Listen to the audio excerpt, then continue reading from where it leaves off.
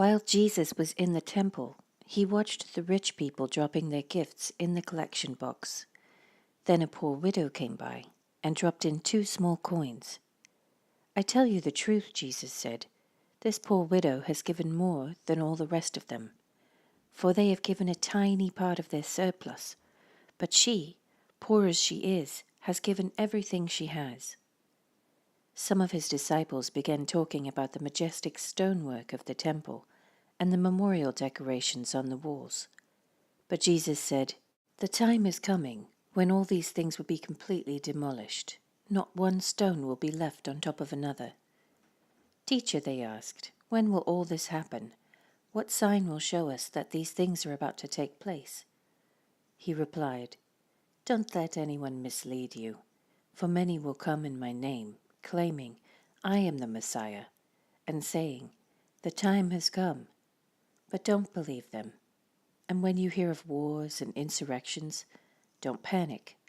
Yes, these things must take place first, but the end won't follow immediately." Then he added, "Nation will go to war against nation, and kingdom against kingdom.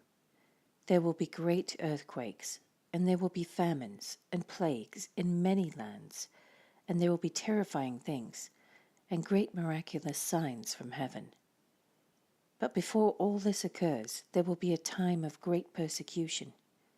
You will be dragged into synagogues and prisons, and you will stand trial before kings and governors because you are my followers. But this will be your opportunity to tell them about me.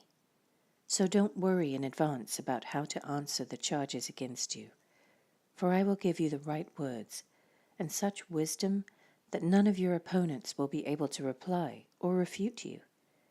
Even those closest to you, your parents, brothers, relatives, and friends, will betray you. They will even kill some of you. And everyone will hate you because you are my followers. But not a hair of your head will perish. By standing firm, you will win your souls. And when you see Jerusalem surrounded by armies, then you will know that the time of its destruction has arrived. Then those in Judea must flee to the hills. Those in Jerusalem must get out, and those out in the country should not return to the city.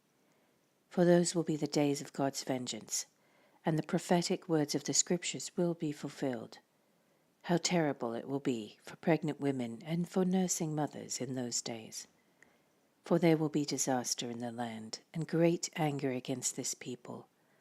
They will be killed by the sword, or sent away as captives to all the nations of the world.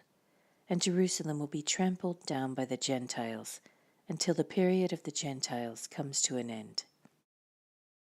And there will be strange signs in the sun, moon, and stars. And here on earth the nations will be in turmoil, perplexed by the roaring seas and strange tides.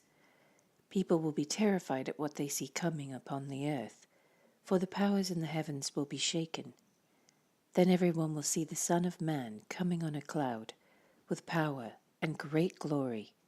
So when all these things begin to happen, stand and look up, for your salvation is near.